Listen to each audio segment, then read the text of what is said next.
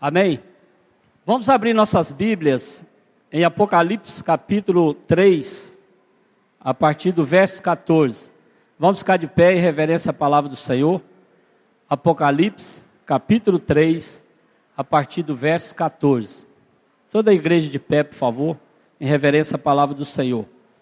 Eu quero estar falando para a igreja hoje sobre consequências da frieza espiritual.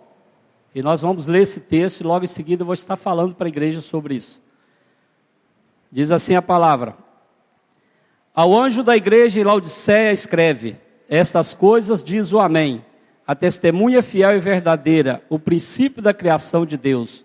Conheça as tuas obras, que nem és frio nem quente. Quem dera fosses frio ou quente. Assim porque és morno, e nem és quente nem frio, estou a ponto de vomitar-te da minha boca. Pois dizes: estou rico e abastado, e não preciso de coisa alguma. E nem sabes que tu és infeliz, sim, miserável, pobre, cego e nu. Aconselho-te que de mim compres ouro refinado pelo fogo, para te enriqueceres, vestiduras brancas para te vestires, a fim de que não seja manifesta a vergonha da tua nudez, e colírio para ungir os olhos, a fim de que vejas. Eu repreendo e disciplino a quantos amo. Sê, pois, zeloso, arrepende-te. Eis que estou à porta e bato. Se alguém ouvir a minha voz e abrir a porta, entrarei em sua casa e cearei com ele e ele comigo. Ao vencedor, dar-lhe-eis sentar-se comigo no meu trono, assim como também eu venci e me sentei com meu Pai no seu trono. Quem tem ouvidos, ouça o que o Espírito diz às igrejas. Ó Pai, em nome de Jesus, eu quero nessa noite, Senhor amado, colocar em Tuas mãos as nossas vidas. Ó Pai, em nome de Jesus, que o Senhor venha mesmo falar através da Tua palavra com a Tua igreja. Ó Deus, em nome de Jesus, que Teu Espírito Santo venha sobre mim, que eu não venha falar nada de mim mesmo, ó Pai, mas que eu possa falar para a Tua igreja aquilo que o Senhor quer que eu fale. Ó Deus, abre os corações de cada um que está aqui nessa noite, que essa palavra possa produzir frutos, Senhor amado, no coração de cada um, Senhor. É que eu te peço nessa noite e te agradeço em nome de Jesus. Amém. Pode se sentar em nome de Jesus. Essa palavra fala sobre a última igreja, fala sobre a igreja de Laodiceia. E quando fala-se da última igreja, é uma igreja que estava próximo da vinda do Senhor. E essa igreja refere-se à igreja dos dias de hoje, a igreja em que vivemos. E se você analisar a história, no vale do rio Lico, na Ásia Menor, existia 3 cidades principais: Colossos, conhecida por suas fontes de águas frias, e Heralópolis, conhecida por suas fontes de águas térmicas, ou seja, águas quentes, e Laodiceia, conhecida nessa carta por ser uma igreja morna, que causou enjoo no Senhor Jesus. Ao engolir essa água, por não ser potável e morna, muitas pessoas vomitaram. Semelhantemente, Jesus foi provocado a vomitar de sua boca a igreja de Laodiceia.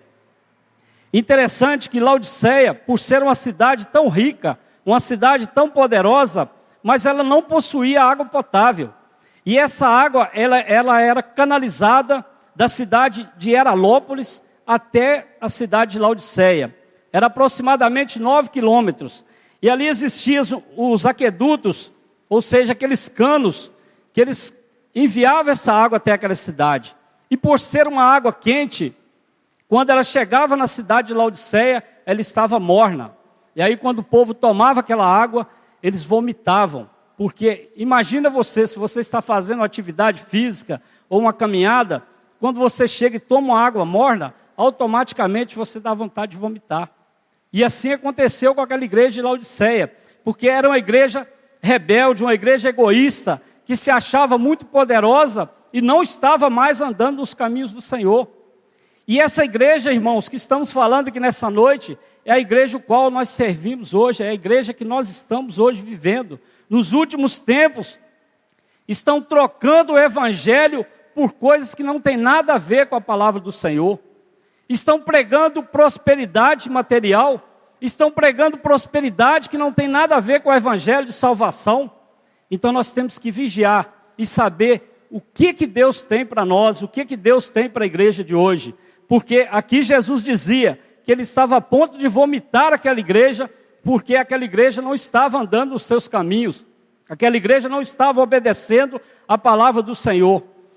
E Laodiceia, ela fica numa região montanhosa, principal cruzamento da estrada dos vales da Ásia Menor, no que hoje é a Turquia.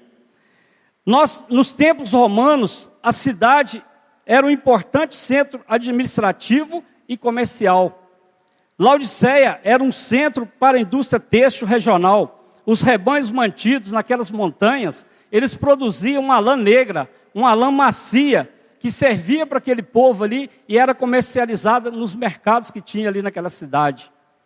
Laodiceia é a última das 7 igrejas mencionadas no livro de Apocalipse. É a única igreja a qual Jesus não tinha nada de bom para falar sobre ela. Como nós lemos aqui, Jesus o chamou de desgraçado, miserável, pobre, cego e nu. Então Jesus estava a ponto de vomitar aquela igreja, porque aquela igreja não agradava aos corações do Senhor. Não agradava aquilo que Deus queria que aquele povo fizesse. Os cristãos de Laodiceia eram sem brilho e sem qualidade, vivendo numa sociedade egoísta e muito rica. Eles perderam a sua vitalidade e fervor. E também Laodiceia, ela era famosa por 3 coisas. Primeiro, seu grande interesse bancário, sua indústria têxtil e sua produção de uma pomada para os olhos. E se a gente analisar, João fez referência a todas as 3 coisas. Primeiro, quando Laodiceia foi arrasada pelo terremoto, ela recuperou-se imediatamente, porque era uma cidade poderosa, era uma cidade rica. Então ela não dependeu ali dos romanos, do Império Romano, para que ela reconstituísse. Então era uma cidade que tinha muito dinheiro, era uma cidade que tinha muitos bens materiais, e ela se reconstituiu muito rápido, a ponto das pessoas estarem ao redor nem perceber que aquela cidade foi reconstituída com seus próprios recursos. Mas também, onde João declara, como dizeis, rico sou e estou enriquecido, e de nada tenho falta. Assim o povo de Laodiceia rejeitou a ajuda dos romanos e rejeitou também a ajuda do Senhor. Eles achavam que com o dinheiro deles eles poderiam fazer tudo. Eles falavam que não precisavam de nada, que eles eram ricos. E o segundo ponto aqui sobre a indústria têxtil, era uma cidade com muita riqueza. O povo de Laodiceia usava aquelas roupas de lã brilhosa, roupas para o inverno, e João diz, roupas brancas para que vistas e não apareça a vergonha da tua nudez. E o terceiro ponto, que é a produção da pomada para os olhos, ainda uma das mercadorias mencionadas fez com que João afirmasse, e unja os teus olhos com o colírio para que vejas. Uma escola médica que produzia uma pomada para os olhos. Aquela pomada, ela poderia curar algum problema nos olhos daquele povo. Mas eu quero dizer para você nessa noite, apenas Jesus pode curar a cegueira espiritual daquele povo e a cegueira espiritual da igreja de hoje. Só Jesus pode curar essa cegueira espiritual. Então assim, aquela cidade, por mais rica que ela seja, ela precisava do Senhor. Nós também, quando caminhamos com Deus, por mais que a gente seja profissional, por mais que a gente seja competente em várias áreas, nós dependemos exclusivamente do Senhor para que a gente seja vencedor. Então nós não podemos ser crentes egoístas, nós não podemos espelhar naquilo que a gente tem, nós não podemos depender do nosso dinheiro, nós temos que depender do Senhor para que a gente viva dentro desse mistério que Deus tem para mim e para você. E outra coisa, o nome Laodiceia significa direto do povo. Foi um nome muito comum e foi dado a várias cidades em honra às senhoras reais, assim chamadas. E Laodiceia foi fundada pelo rei Seleucida Antíoco II. E este nome, Laodiceia, foi por volta dos anos 260 a.C., e em honra à esposa daquele rei, que chamava Laodice. Aí foi chamada Laodiceia. Então até o nome das cidades eram chamados assim pelo nome das esposas daqueles reis, porque eram cidades poderosas. E nos dias de hoje, irmãos, nós vivemos assim um evangelho que prega muita prosperidade, um evangelho que prega muito assim coisas naturais, mas nós temos que aprender que nós temos que viver um evangelho sobrenatural, porque a promessa que Deus tem na palavra dele para mim e para você, ela é tremenda. E o que a palavra diz? Buscai primeiro o reino dos céus e as outras coisas serão acrescentadas. E muitas das vezes nós estamos procurando primeiro o bem material, e quando a gente recebe aquilo, a gente não volta para Jesus, a gente não agradece, a gente não é grato por aquilo que Deus tem feito. Se você analisar também, tem a história dos 10 leprosos, somente um voltou para agradecer. Então assim, dentro da Bíblia também, existiam várias pessoas que não tinham gratidão com o Senhor. E quantos de nós hoje estamos vivendo dessa forma? Nós estamos vivendo um evangelho de qualquer maneira, um evangelho do nosso jeito. E a gente acha que quando Deus faz algo para a gente, está tudo bem. E a gente fica no comodismo. E a gente passa a depender de nós e não depender do Senhor. Mas eu quero dizer nessa noite que nós temos que depender exclusivamente de Deus em todas as áreas de nossa vida. Porque se você está aqui hoje, você foi escolhido, você foi chamado. Deus tem um propósito na sua vida. Não desanime, não deixe que o inimigo roube a sua bênção. Não deixe que o inimigo coloque algo no seu coração que não seja de Deus. Viva a palavra do Senhor a cada dia, viva a cada instante. Não se preocupe com o que aconteceu ontem, preocupe com hoje. Não se preocupe com o dia de amanhã, pois o dia de amanhã pertence ao Senhor. E às vezes a gente está muito ansioso com algo que não tem nada a ver com o Evangelho de Deus, com algo que não tem nada a ver com essa palavra que Deus está falando para nós. E a gente fica preocupado, o que eu vou fazer amanhã, o que eu vou comer. E a palavra de Deus nos ensina sobre todas essas coisas.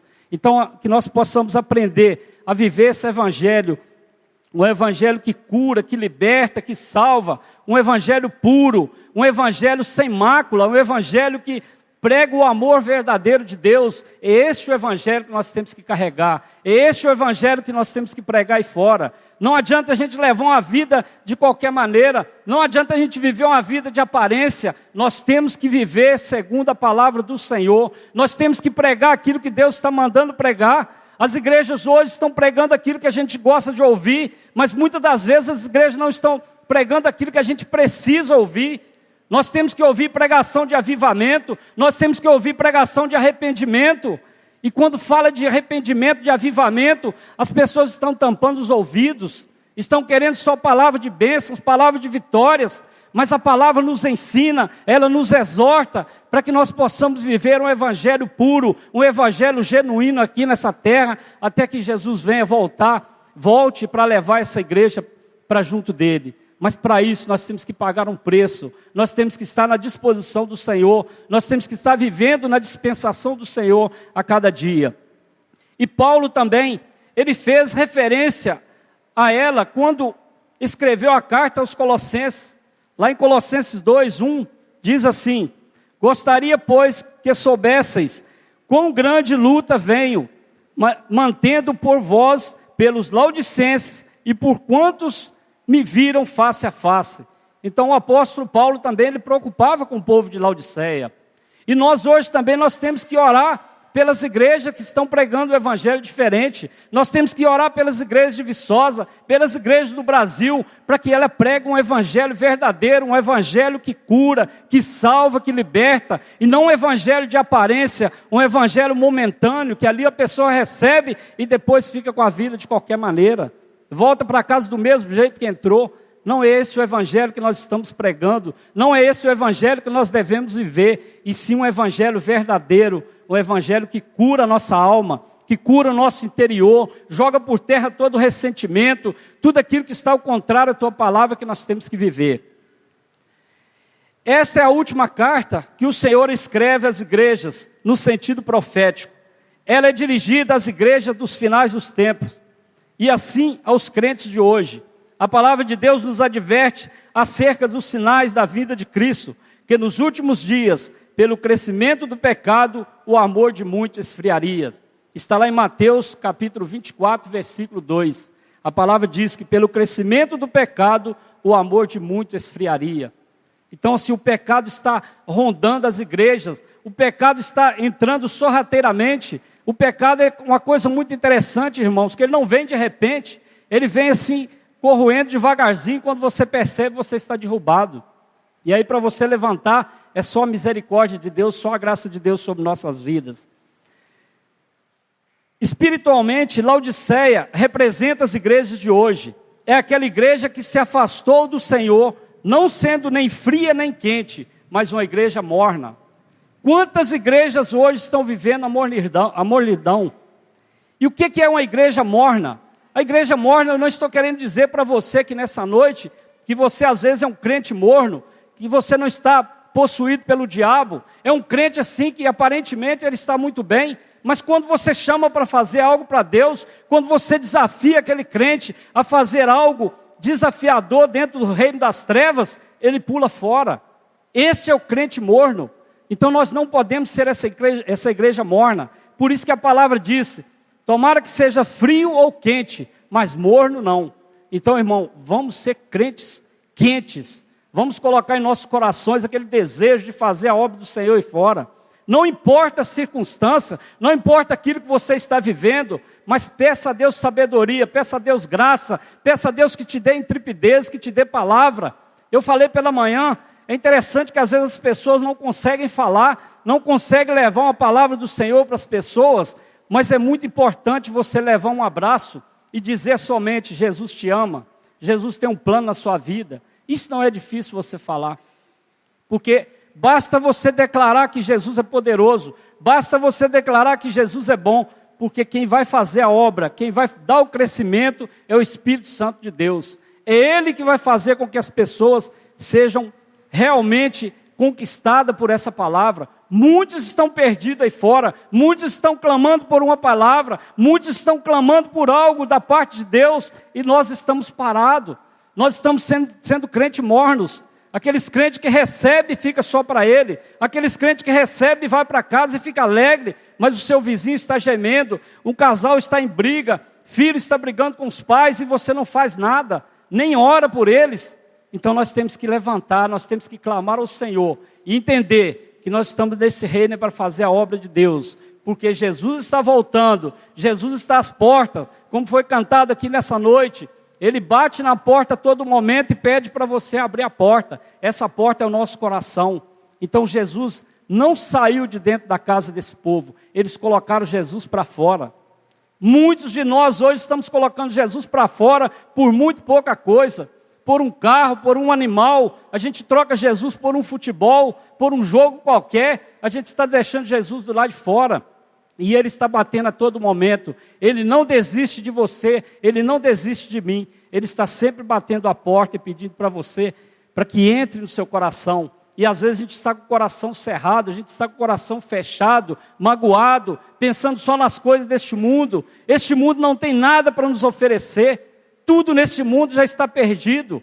Mas tem um povo aqui nessa terra, que é eu e você. Nós somos luz e sal para essa terra. Nós temos que fazer a diferença nesse povo, nesse mundo. Nós temos que fazer a diferença no meio desse povo. E essa diferença é levando a palavra do Senhor. Amém?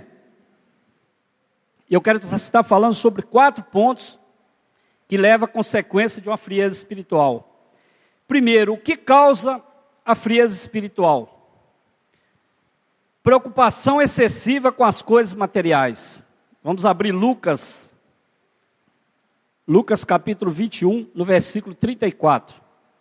Diz assim: acautelai-vos por vós mesmos, para que nunca vos suceda que o vosso coração fique sobrecarregado com as consequências da orgia, da embriaguez, das preocupações deste mundo, e para aquele dia não venha sobre vós repentinamente como um laço.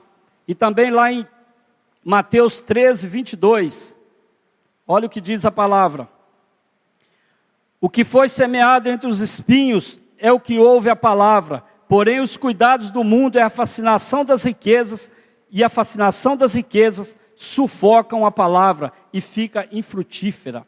Então aqui está chamando a atenção para a igreja: cuidado com as coisas materiais, cuidado com aquilo que está sendo oferecido para você de algo material. se preocupe com o espiritual. Por quê? A igreja de Jesus encontra-se hoje em uma situação decisiva, pois vivemos nos tempos finais. Nós vivemos um tempo da justiça própria, onde a gente quer resolver do nosso próprio jeito, a gente quer resolver da nossa maneira. Nós vivemos no tempo do materialismo.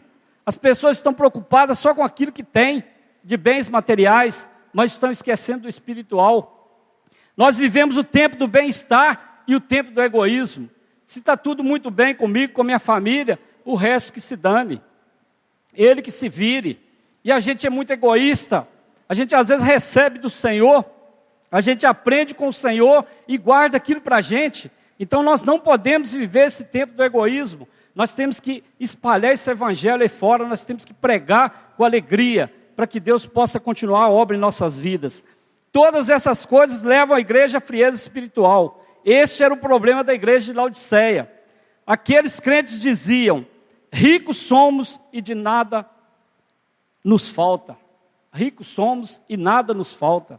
Aqueles crentes batiam no peito e falavam isso. Mas nós temos que entender que nós temos que depender do Senhor. E nós temos que tirar essa preocupação excessiva com as coisas materiais. Nós temos que largar isso de lado, porque isso aí sufoca aquilo que Deus tem na sua vida e na minha vida. Quando a gente se preocupa com o bem material, a gente esquece do espiritual. Aí é uma coisa terrível. Outro ponto, menosprezo da necessidade da comunhão com Deus. Vamos abrir Isaías 43, do 21 ao 25. Que fala sobre o menosprezo da necessidade da comunhão com Deus. Diz assim a palavra do Senhor: ao povo que formei para mim, para celebrar o meu louvor. Contudo, não me tens invocado, ó Jacó, de mim te cansaste, ó Israel. Não me trouxeste o gado miúdo dos teus holocaustos, nem me honraste com os teus sacrifícios. Não te dei trabalho com oferta de manjares, nem te cansei com incenso. Não me compraste por dinheiro cana aromática, nem com a gordura dos teus sacrifícios me satisfizeste, mas me deste trabalho com os teus pecados e me cansaste com as tuas iniquidades. Eu mesmo sou o que apago as tuas transgressões, por amor de mim e dos teus pecados não me lembro mais. Então aqui Jesus está falando que nós temos que a cada dia ter essa comunhão com Deus. A cada dia nós temos que viver na presença do Senhor, esquecendo aquelas coisas que nos atribulam. E também nesse texto de Apocalipse diz: rico estou e abastado, não preciso de coisa alguma. A igreja se orgulha de ser saudável e próspera, além de se orgulhar do seu suposto bem-estar espiritual, mas aquela igreja havia negligenciado a comunhão com Cristo. A igreja de Laodiceia, ela não tinha mais comunhão com Cristo, porque ele se achava muito rico e abastado. Tão abastados estavam que sentiam mais necessidade, não sentiam mais necessidade de oração e nem de estudo da Bíblia. Quantos crentes hoje, irmãos, estão vivendo, lendo livros, aprofundando em estudos que não tem nada a ver, e estão esquecendo o manual que nos ensina cada coisa, que é a palavra do Senhor. E eu falei aqui pela manhã, se você é um crente que ora e vive a palavra do Senhor, é o suficiente para você ganhar os perdidos. É o suficiente para você obedecer essa palavra e ser fiel a Deus, porque Ele é fiel conosco. Então nós temos que aprender isso a cada dia. Jesus se encontrava do lado de fora de suas vidas e de seus projetos, pois se achavam ricos, poderosos e pensavam que não precisavam de mais nada.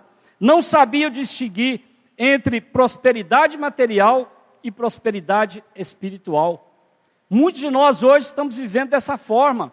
Às vezes a gente não sabe definir aquilo que é espiritual e aquilo que é material para nossas vidas.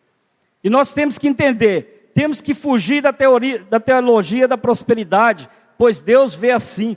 Muitas pessoas que prosperam materialmente estão deixando Jesus fora de suas vidas e de seus interesses. Quantas pessoas estão envolvendo em atividades seculares e esquecendo de Deus? Quantas pessoas estão vivendo hoje para ele mesmo e para o seu trabalho e estão esquecendo de Deus? Às vezes a gente convoca a igreja para uma oração, às vezes a gente convoca a igreja para um jejum, nem todos participam, porque estão preocupados com coisas seculares, estão preocupados com coisas materiais, mas nós temos que tratar o espiritual. Primeiramente, nós temos que tratar o espiritual, aí Deus vai acrescentar algo material para nossas vidas. Isso vem assim de acordo com o que a gente faz na obra de Deus, no reino de Deus. Quando a gente trabalha para o Senhor, automaticamente Ele vai cuidar dos nossos, automaticamente Ele vai prover tudo na sua vida. Mas para isso nós temos que trabalhar para Ele com sinceridade, com muito amor. Quantas pessoas estão envolvendo, já falei sobre isso, não encontram mais tempo para oração e estudo da Bíblia. Aí vem a frieza espiritual, toma conta de sua vida como um câncer, como uma infecção generalizada. Se a gente não cuidar do espiritual, nós vamos ser alcançados por algo que não tem nada a ver com o Evangelho. Porque a riqueza, irmãos, muitas das vezes ela afasta o homem de Deus. É lógico que Deus tem o melhor dessa terra para mim e para você. É promessa de Deus que nós viveremos o melhor nessa terra. Nós comeremos o melhor dessa terra. Mas para isso, primeiro, nós temos que obedecer ao Senhor. Nós temos que obedecer esse Evangelho, para que nós possamos usufruir de tudo isso. Outro ponto também que causa frieza espiritual é indiferença com respeito à vida eterna. Tem alguns textos que falam que os ricos não herdarão o reino dos céus. Tem alguns textos que falam que as pessoas estavam preocupadas com a mina de ouro. Outros lugares falam que estavam preocupados com os animais. E nos dias de hoje não é diferente. Às vezes a gente preocupa com tanta coisa, mas a gente esquece da vida eterna. Nós esquecemos que Deus tem para mim e para você é a vida eterna. Mas para alcançar aquela vida eterna, nós temos que passar por esse tratado aqui na terra. Nós temos que passar por essas tribulações que às vezes a gente passa, por essas perseguições, por alguns sofrimentos. Jesus sofreu muito mais, e nem por isso Ele deixou de morrer por mim e por você naquela cruz. Mas nós temos que entender que nós temos que espelhar em Jesus, nós temos que ser imagem e semelhança de Jesus, para que a gente alcance essa vida eterna. A igreja de Laodiceia estava tão preocupada e presa às coisas terrenas, que não se preocupava com a vida eterna. E o texto também diz: aconselho-te que de mim compres ouro refinado no fogo, para que te enriqueças, e vestes brancas, para que te vistas, e não seja manifesta a vergonha da tua nudez, e colírio, a fim de ungir os teus olhos, para que não vejas. Não estavam preocupados com a vida espiritual. A igreja de hoje, ela vive essa realidade. Muitas das vezes a igreja não está preocupada com a vida espiritual, ela está preocupada com o material, com a prosperidade, e nós temos que viver o espiritual nas nossas vidas. Mas há tempo para mudar de posição, pois Jesus continua a bater na porta do seu coração, e diz: eis que estou à porta e bato, se alguém ouvir a minha voz e abrir a porta, entrarei em sua casa, e com ele cearei, e ele comigo. Lembre-se que esta é uma palavra dirigida aos crentes de Laodiceia. Eles haviam deixado Jesus do lado de fora. Quem tem ouvidos, ouça o que o Espírito diz às igrejas. Então, irmãos, vida eterna. Nós temos que procurar viver com dignidade aqui, nós temos que obedecer para que a gente alcance essa vida eterna. E o segundo ponto que eu gostaria de falar sobre as consequências da frieza espiritual é alguns tópicos que caracterizam a frieza espiritual. O que é isso? Fala sobre pessoas. A primeira pessoa é inexpressível, é aquela que não se expressa, não se comunica nem com Deus e nem com a igreja. Quantos crentes hoje, eu estou falando aqui de crentes, estão passando vidas difíceis, estão com dificuldade no casamento, no relacionamento, pais com filhos, filhos com os pais, e não se comunica. São pessoas inexpressíveis. Nós temos que comunicar com Deus, nós temos que ter o tempo sozinho com Deus, mas é muito importante também que a gente comunique entre os irmãos, que a gente compartilhe algo que está acontecendo em nossas vidas.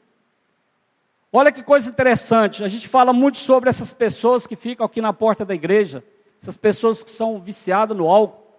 E essa semana, infelizmente, o Zé Mauro, aquele que a gente cuidou dele, ele faleceu e foi enterrado anteontem.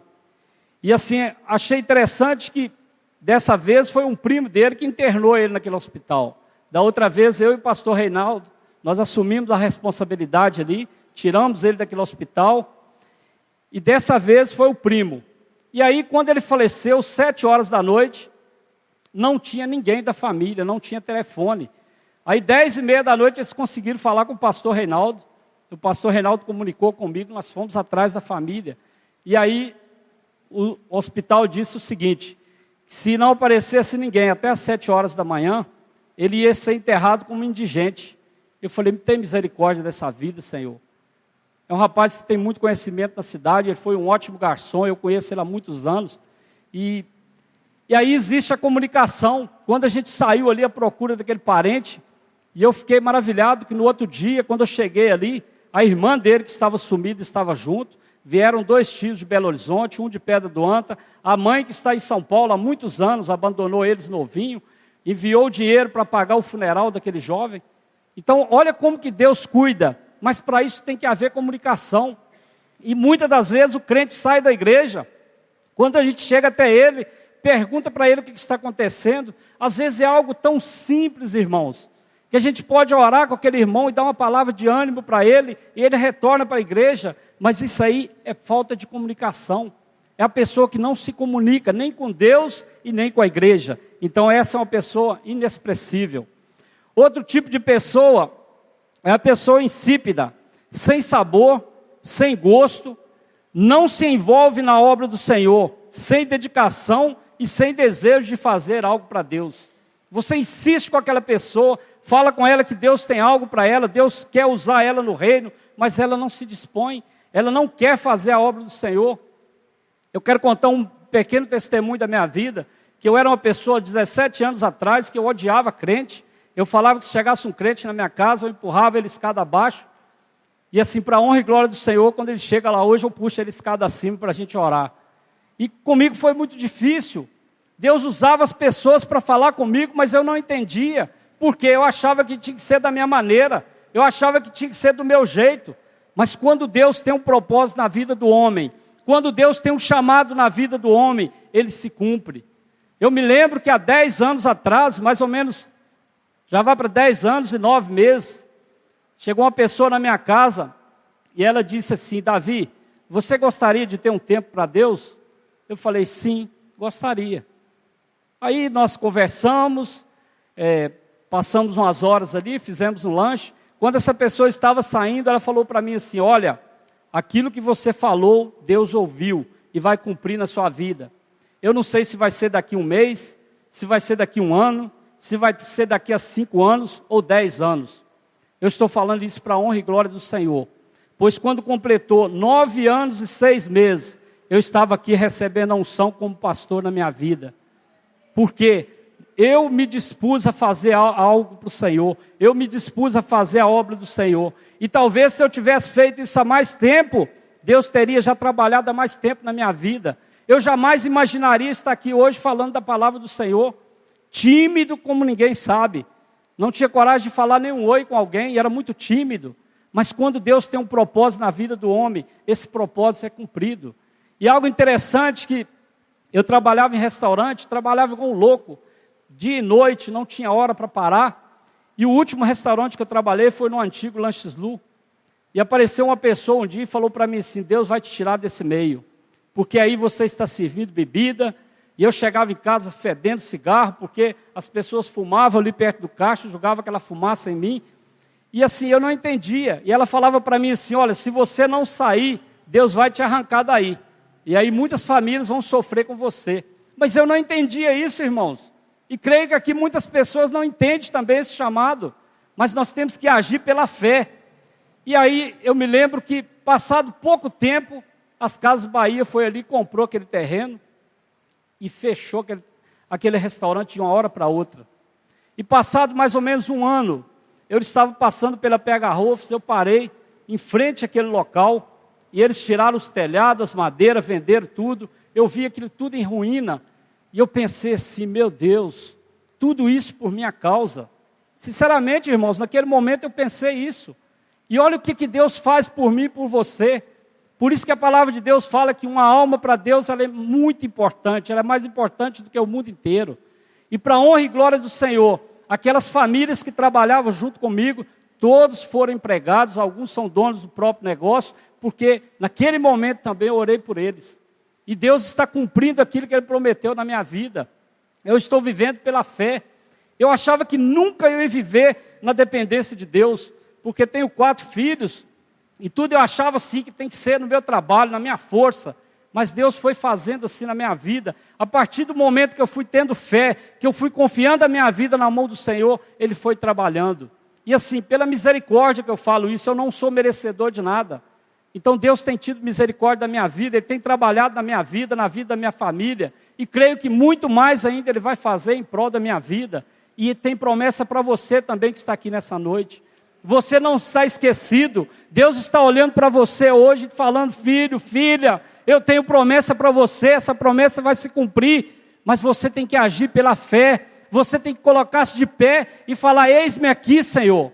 Faça de mim um instrumento nas tuas mãos. Mas é de coração, nós não podemos falar isso da boca para fora. E entender que é Deus que trabalha em nossas vidas. Outro tipo de pessoa é a pessoa insensível. Não tem sensibilidade, é indiferente, impiedosa e não se importa com os outros. Só pensa em si mesma, não tem amor para com o próximo. Existem muitas pessoas dessa forma. E aí a gente foge da palavra de Deus, a gente foge dos mandamentos. Quais são os 2 primeiros mandamentos? É amar a Deus sobre todas as coisas e amar o próximo como a ti mesmo. É muito difícil, irmãos. É fácil você amar aquele que te ama. É fácil gostar daquele que gosta de você.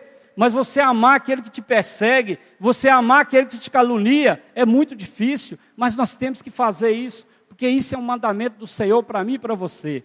Então nós temos que aprender que nós temos que ser pessoas sensíveis diante de Deus. Pessoa impassível, indiferente à dor, às alegrias ou ao desgosto. Ou seja, é uma pessoa que não se emociona com nada, que não reconhece que precisa de ajuda. Quantas pessoas no nosso meio que estão sendo orgulhosas e falam que não estão precisando de ajuda. Nós precisamos de ajuda sim, irmãos. Eu gosto muito de falar quando eu faço umas visitas. Eu tenho feito bastante visitas, graças a Deus. E uma das coisas que eu falo para a pessoa: ore por nós. Isso é você pedir ajuda. Então nós não podemos ser orgulhosos. Nós temos que jogar por terra esse orgulho que está no nosso coração. Nós não vamos vencer sozinhos. Nós dependemos de Deus, mas também nós dependemos do discipulador. Nós dependemos do líder de célula. Nós dependemos de uma pessoa mais madura. Quantos casais estão passando por problemas no casamento e não procuram ajuda para casais mais maduros que estão passando assim, já passaram por luta, mas estão vivendo uma vida abençoada diante de Deus? Isso é orgulho. Então nós temos que pedir ajuda. Nós não podemos ser impassíveis. Nós temos que saber que nós dependemos um do outro. Nós temos que ajudar um ao outro. E isso aí alegra o coração de Deus também, quando a gente vive um pelo outro. A palavra de Deus fala que nós devemos amar uns aos outros, que nós devemos chorar com os que choram e alegrar com os que se alegram. Isso é reino de Deus.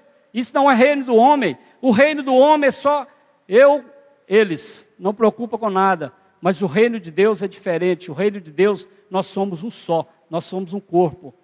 E nós temos que caminhar para o Senhor dessa forma.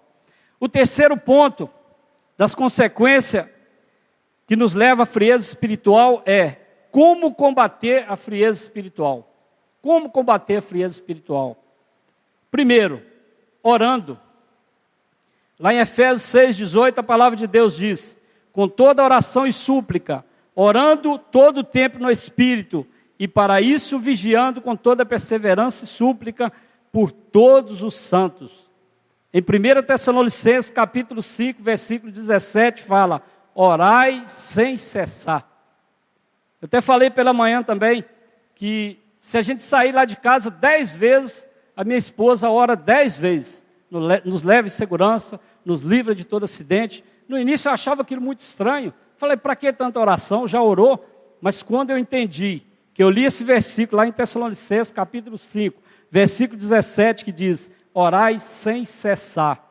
Eu pude entender que o crente que está vivendo na presença do Senhor, o crente que quer almejar a vida eterna, ele tem que orar sem cessar. Se você está no seu trabalho, mesmo que você não possa orar em voz alta, mas você tem que estar ligado no Senhor, você tem que estar com o espírito ligado em Deus e orando, porque a hora que você ora, Deus pode estar dando um grande livramento. Eu me lembro que um irmão aqui da igreja, ele deu um testemunho na célula, falando que um dia ele estava viajando, e naquele momento ele cochilou no volante daquele caminhão, e eu fui ligar para um outro rapaz, que tinha o mesmo nome, e caiu lá no telefone dele, ele atendeu, oi, quem é? E assim, naquele momento, Deus, pela misericórdia, me usou para ligar para ele, porque ele estava indo com o caminhão para o buraco abaixo, e Deus deu um grande livramento. Por isso nós temos que orar sem cessar. Quando você ora pelo seu filho que está na escola, Deus pode estar dando grande livramento. Quando você ora pelo seu marido, ou o marido ora pela esposa, pode estar dando grande livramento também, nas escolas, no trabalho, por onde quer que ele esteja. Então, a primeira coisa para combater a frieza espiritual é a oração. Segunda coisa, jejum. Vamos abrir em Mateus, capítulo 9, versículo 14 e 15. Mateus 9, 14 e 15. Diz assim: vieram depois os discípulos de João e lhe perguntaram: por que jejuamos nós e os fariseus muitas vezes, e teus discípulos não jejuam? Respondeu-lhe Jesus: podem acaso estar tristes os convidados para o casamento, enquanto o noivo está com eles? Dias virão, contudo, em que será tirado o noivo, e nesses dias hão de jejuar. E também lá em Lucas 2,37, fala de uma viúva que tinha quase 84 anos, e não se afastava do templo, servindo a Deus em jejuns e oração, dia e noite. O jejum, irmão, é muito importante, porque ele queima a vontade da carne. A única coisa que queima a vontade da carne é o jejum. Então, quando você ora, quando você jejua, você está combatendo a frieza espiritual na sua vida. Outra coisa que nós temos que fazer para combater a frieza espiritual, buscando a santificação. 2 Coríntios capítulo 7, versículo 1. Tendo, pois, ó amados, tais promessas, purifiquemo-nos de toda impureza, tanto da carne como do espírito, aperfeiçoando a nossa santidade no temor de Deus. Hebreus 12, 14. Segui a paz com todos e a santificação, sem a qual ninguém verá a Deus. Então aqui fala de duas coisas. Nós temos que ter a paz com todos e ter a santificação. Sem essas duas coisas, ninguém verá a Deus. Então, já falei de três coisas: a oração, jejum e santificação. E a última coisa, para a gente combater a frieza espiritual, é não deixando de congregar. Hebreus 10, 25. Não deixemos de congregarmos, como é costume de alguns, antes façamos admoestações, e tanto mais quando vedes que o dia se aproxima. Atos 2, 46. É perseverando todos os dias unânimes no templo, e partindo o pão em casa, comiam juntos com alegria e singeleza de coração. Salmo 122, 1. Alegrei-me quando me disseram: vamos à casa do Senhor. Irmãos, essa coisa de congregar é uma coisa que está afetando muitas igrejas no dia de hoje. Existem pastores, existem estudos na internet que as pessoas estão vendo, e as pessoas estão falando: eu não preciso ir à igreja, eu posso orar em casa. Eu creio que você pode orar em casa, mas a palavra de Deus nos adverte em Hebreus, Atos, Salmos, tem outros versículos que falam que nós temos que congregar. Porque quando a gente vive sozinho, que a gente vive isolado, a gente vai deixar de fazer parte do reino de Deus. Como eu falei, como que a gente vai compartilhar com alguém se a gente está em casa? E ali vai infiltrando coisas na sua cabeça que não tem nada a ver com o evangelho. Quando parte para o lado da teologia, irmãos, nós temos que entender que a teologia é bênção para nossas vidas, mas muitas das vezes ela pode complicar a sua cabeça, ela pode complicar a sua mente. Então, às vezes, as pessoas não têm entendimento e começam a estudar coisas que vê na internet, começam a ouvir pastores que foram abençoadíssimos há 20 anos atrás, hoje eles estão pregando contra esse evangelho, e as pessoas estão dizendo que não precisa congregar, as pessoas estão dizendo que não precisa ir para a igreja, que a igreja só tem hipócrita, que a igreja só prega isso, só prega aquilo. Não, irmãos, a palavra de Deus pede para a gente congregar também. Isso também é uma coisa que causa frieza espiritual, quando a gente deixa de congregar. Então essas 4 coisas combatem a frieza espiritual: oração, jejum, santificação, e que a gente congregue também entre os irmãos, para que Deus possa completar a obra em nossas vidas. Amém? E o 4º ponto, sobre as consequências da frieza espiritual: quanto custa ser um cristão verdadeiro? Baseado lá em Apocalipse 3,15. Primeiro, renunciar a uma vida egocêntrica. Mateus 16, 24 a 26. Diz assim: então disse Jesus aos discípulos: se alguém quer vir após mim, a si mesmo se negue, tome a sua cruz e siga-me. Porquanto, quem quiser salvar a sua vida, perdê-la-á. E quem perder a vida por minha causa, achá-la-á. Pois, que aproveitará o homem, se ganhar o mundo inteiro e perder a sua alma? Ou que dará o homem em troca de sua alma? Essa é uma pergunta. Então, irmãos, nós temos que renunciar a essa vida do eu. Eu faço, eu consigo resolver meus problemas, eu faço da minha forma. Nós temos que seguir Jesus, porque haverá um dia que Deus pode pedir a sua alma. E aí, o que você tem feito? O que você tem feito no reino? Você está preparado? Que adiantou você ganhar o mundo inteiro e perder a sua salvação? E naquele dia, a palavra de Deus diz que muitos estarão ali diante dele e falar assim: eu fiz visita em teu nome, eu orei em teu nome. E ele fala: afasta de mim que eu não te conheço. Então a vida cristã, para você ser um cristão verdadeiro, você tem que ser um todo. E para você ser um todo, você tem que obedecer essa palavra. Você tem que viver essa palavra a cada dia. E pedir a Deus a cada manhã: renova as minhas forças. Coloca em meu coração um renovo. Tira esse coração de pedra e coloca um coração de carne. Tem misericórdia da minha vida, eu sou pecador, me livra de todo mal. É essa a nossa oração a cada dia, para que Deus possa trabalhar em nossas vidas. Segunda coisa, para ser um crente verdadeiro, um cristão verdadeiro: rejeitar o mundo, como Noé e Abraão. Hebreus 11, de 7 a 10, fala sobre isso. Pela fé, Noé, divinamente instruído acerca de acontecimentos que ainda não se vinham, e sendo temente a Deus, aparelhou uma arca para a salvação de sua casa, pela qual condenou o mundo e se tornou herdeiro da justiça que vem da fé. Pela fé, Abraão, quando chamado, obedeceu a fim de ir para um lugar que devia receber por herança, e partiu sem saber aonde ia. Pela fé, peregrinou na terra de promessa, como em terra alheia, habitando em tendas como Isaque e Jacó, herdeiros com ele da mesma promessa, porque aguardava a cidade que tem fundamentos, da qual Deus é o arquiteto e edificador. Então, irmãos, às vezes, Deus vai te tirar daqui e levar para uma terra distante. Se Ele tem promessa na sua vida, se você está temendo a Ele, se você está obedecendo essa palavra, vá, como Abraão foi pela fé. E como eu falei aqui no meu testemunho, a partir do momento que eu comecei a agir pela fé, Deus foi abrindo as portas, e Ele tem aberto as portas para nossas vidas, mas isso muitas das vezes nós temos que agir pela fé. O que é a fé? A fé é aquilo que a gente não vê. Então às vezes tem coisas que a gente vê na nossa frente, passa, mas a fé, a vida eterna são coisas que você não consegue ver, mas ela existe.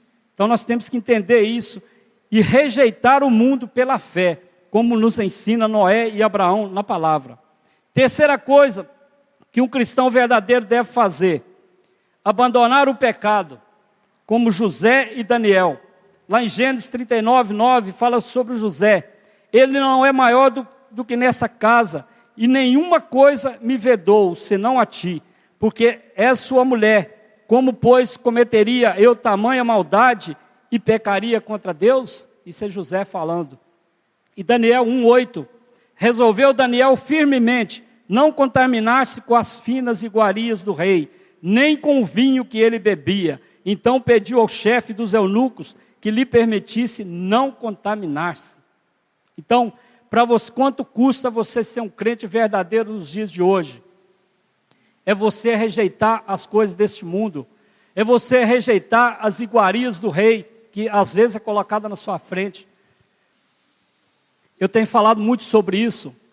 Quando as pessoas entram para aquela universidade, muitas bandejas são oferecidas ali para você.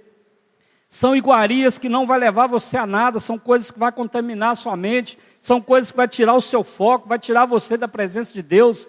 Então nós temos que abandonar o pecado. Eu não estou dizendo aqui que você vai deixar de participar das coisas desse mundo. Não, você vai ter que fazer um social. Talvez você convidado para ir numa festa, você vai ter que ir ali para você fazer o social e até mesmo quando surgir a oportunidade, você pregar o evangelho naquele meio. Mas não estou dizendo aqui que você vai fazer parte daquilo ali, que você vai beber, você vai se contaminar com as iguarias do rei. Eu achei muito interessante o meu filho pregando esses dias. Ele falou que tudo aquilo que você faz, por exemplo, uma coisa pequena que você faz, que acha que não está desagradando ao Senhor, é o princípio para você sair da presença de Deus. Porque aí quando você toma um copinho de cerveja, aí amanhã você já quer tomar 2 copinhos, 3 copinhos, 10 garrafas e aí vai. Aí você está participando das iguarias do rei. Então nós não podemos contaminar com as coisas desse mundo. Nós temos que ter uma vida santa. Nós temos que ser separados. Quando eu falei aqui que nós temos que ser luz para esse mundo e sal para essa terra, eu participei de um congresso em Itaperuna, um congresso de missões. Eu achei muito profundo quando aquele pastor, o pastor Alan, lá do Congo, ele falou sobre o sal, que há muitos anos atrás, o sal ele tinha uma importância muito grande. Ele era trocado por uma quantidade de ouro. E hoje você vê o sal, hoje ele é comprado por R$1, R$1,50. Para nós ele não tem valor nenhum. Mas quando fala aqui na palavra que você é sal para essa terra, você é especial, você vale ouro. Quando você falar da palavra de Deus, as pessoas vão dar crédito. Mas para isso você tem que ter testemunho verdadeiro. Você tem que ser um verdadeiro cristão. Nós não podemos ser envergonhados pelo diabo. Nós não podemos deixar que o diabo nos abate em qualquer lugar. Para isso nós temos que participar daquilo que o Senhor tem para mim e para você. E fugir desse pecado, fugir das iguarias deste mundo, daquilo que o mundo te oferece. Porque o mundo, irmãos, já no maligno, o mundo não tem nada de bom para nos oferecer. Por isso que eu estou falando, nós somos a diferença. Você está aqui nessa noite, você foi chamado, você foi escolhido, você tem que fazer diferença aí fora. E para fazer diferença aí fora, você não pode contaminar com as coisas do mundo. Você tem que ser diferente. Mesmo que eles te taxem de Bíblia, mesmo que eles te taxem de quadrado, mesmo que eles te taxem de qualquer coisa, mas creia que você está fazendo para o Senhor, você está em busca da vida eterna, você está em busca da salvação, porque a salvação ela é cada dia, a salvação é individual. Quando você estiver na pior, aquele seu amigo que está lá no mundo não vai poder fazer nada por você, mas nós que estamos aqui nessa noite, nós servimos um Deus vivo, um Deus que nos abraça, nos carrega no colo e nos tira das contaminações deste mundo. Mas para isso nós temos que renunciar ao pecado. Nós temos que deixar de lado essas iguarias que são oferecidas para nós. Quanto custa ser um cristão verdadeiro? Não amar o mundo. 1 João, capítulo 2, de 15 a 17. Não ameis ao mundo, nem as coisas que há no mundo. Se alguém amar o mundo, o amor do Pai não está nele. Porque tudo que há no mundo, a concupiscência da carne, a concupiscência dos olhos e a soberba da vida, não procede do Pai, mas procede do mundo. Ora, o mundo passa bem, como sua concupiscência. Aquele, porém, que faz a vontade de Deus, permanece eternamente. Então, assim, não podemos amar o mundo, não podemos amar as coisas deste mundo, porque não nos leva a lugar nenhum, não nos leva a nada. Nós temos que amar a palavra do Senhor, nós temos que viver na palavra do Senhor. E em último lugar, quanto custa ser um cristão verdadeiro? Não mancar entre 2 caminhos. Ou seja, 1 Reis 18, 21. Então Elias se achegou até o povo e disse: até quando cocheareis entre 2 pensamentos? E lá em Apocalipse 3,15 diz: conheça as tuas obras, que nem és frio nem quente. Quem dera fosses frio ou quente. Quantas vezes, irmãos, passa esses pensamentos na nossa cabeça? Eu quero servir ao Senhor, mas eu não vou deixar aquele joguinho de lado, não. Eu quero servir o Senhor, mas eu não vou deixar minha cervejinha, não. Eu quero servir o Senhor, mas eu não vou deixar de dançar naquela boate. Nós não podemos estar entre dois caminhos. Eu falei aqui sobre o crente girafa, que muitas vezes ele está dentro da igreja, mas o pescoço dele está lá fora. Ele fica louco para o culto acabar, para ele ficar compartilhando com as coisas lá do mundo. E a gente tem que pegar essa palavra que está sendo pregada a cada dia, e guardar essa palavra no coração para que a gente não peque. Mas aí a pessoa fica preocupada, esse culto que não acaba nunca, palavra longa. Por que essa palavra tão longa? Porque é a palavra de Deus que nos liberta, é a palavra de Deus que nos faz presente na vida do Senhor. Se nós não tivermos a palavra, nós não seremos libertos. Eu falei muito sobre oração, jejum, tudo isso é muito importante, mas a palavra de Deus, nós temos que guardar ela no nosso coração.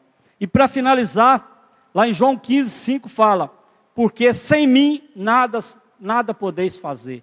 Isso é Jesus falando. Sem mim nada podeis fazer. Então a nossa dependência está em Deus. A nossa dependência está no Senhor Jesus.